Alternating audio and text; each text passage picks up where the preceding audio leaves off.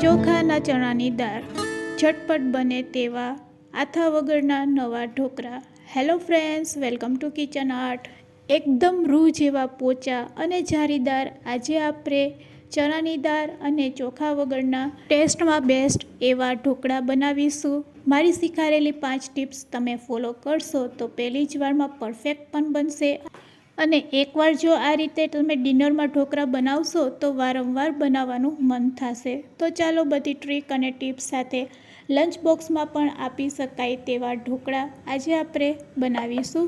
Recipe સારી લાગે તો લાઇક અને શેર કરજો અને મારી ચેનલ ઉપર નવા હોય અને મારી ચેનલને હજુ સબસ્ક્રાઈબ ન કરેલ હોય તો સબસ્ક્રાઈબ કરી બાજુનું બેલ બટન દબાવવાનું ભૂલશો નહીં, જેથી કરીને તમને મારા નવા વિડીયોનું નોટિફિકેશન મળતું રહે।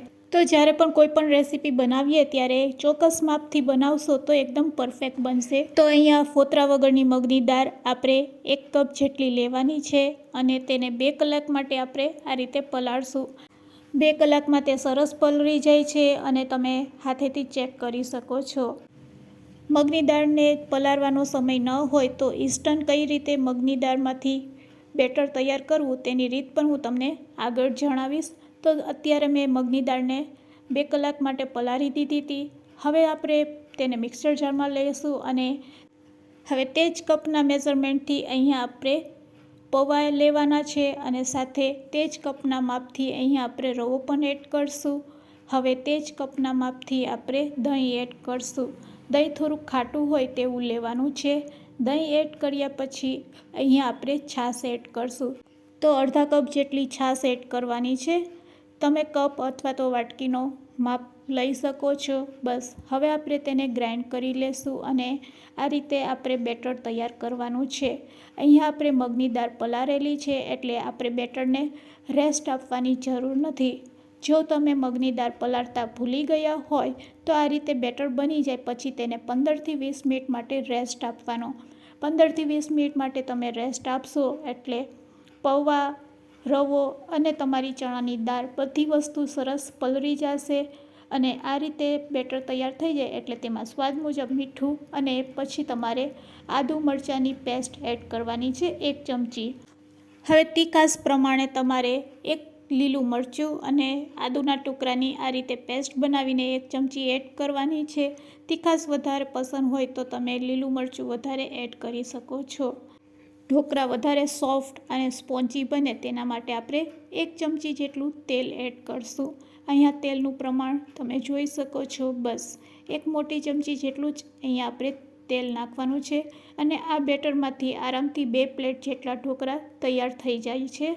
તો તેલ નાખ્યા પછી અહીંયા આપણે બેટરને ફરીથી મિક્સ કરી લેશું। તેલ સારું એવું મિક્સ થઈ જાય પછી તેને 2 ભાગમાં આપણે ડિવાઈડ કરી દેશું અને એક ભાગમાં આપણે પહેલાં ઈનો એડ કરી દેશું। ઈનો એડ કરવા પહેલાં આપણે જે પ્લેટમાં ઢોકળા બનાવવાના છે તે પ્લેટને આપણે તેલથી ગ્રીસ કરી લેશું।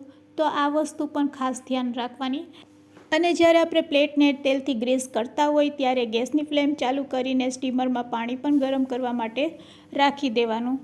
બસ હવે ડિવાઈડ કરેલા બેટરમાંથી એક બેટરમાં આપણે 1 ચમચી જેટલો ઈનો એડ કરી દેશું અને બેટરને સારી રીતે આ રીતે મિક્સ કરી લેશું। ઈનો એડ કર્યા પછી આ રીતે મિક્સ કરીને તરત જ આપણે પ્લેટમાં બેટરને લઈ લેવાનું છે, જેથી કરીને આપણા ઢોકળા છે તે સરસ ફૂલશે અને ખાવામાં પણ ખૂબ જ ટેસ્ટી લાગશે। ના તો ચવડ લાગશે ના તો ડૂચા જેવા બનશે।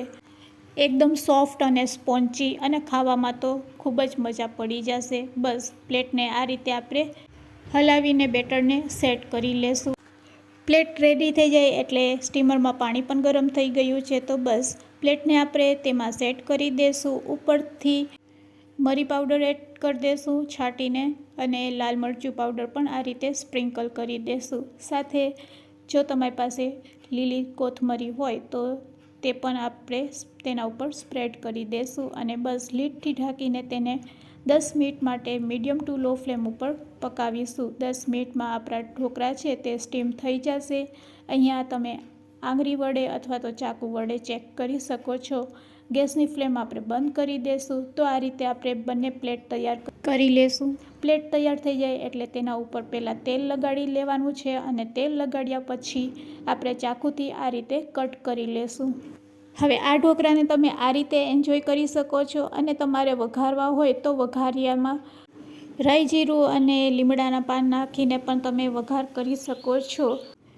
તો ચોખા અને ચણાની દાળ વગરના ઇન્સ્ટન્ટ ઝટપટ બની જાય આથા વગરના મગની દાળના ઢોકળા એકદમ સોફ્ટ, સ્પોન્જી અને ખાવામાં એટલા ટેસ્ટી કે વાત ન પૂછો. તો ફ્રેન્ડ્સ, આજની શીખારેલી ટિપ્સ તમને કેવી લાગી તે મને કોમેન્ટ્સમાં જરૂરથી કહેજો. વિડીયોને એન્ડ સુધી જોયો હોય તો એક લાઇક જરૂરથી આપજો અને હા, મારી ચેનલ ઉપર નવા હોય તો મારી ચેનલને સબસ્ક્રાઈબ જરૂરથી કરી લેજો અને હા, તમારા ફ્રેન્ડ્સ, મિત્ર અને ગ્રુપમાં શેર કરવાનું ભૂલશો નહીં. Thanks for watching. ફરી મળીશું એક આવી નવી જ રેસિપી સાથે.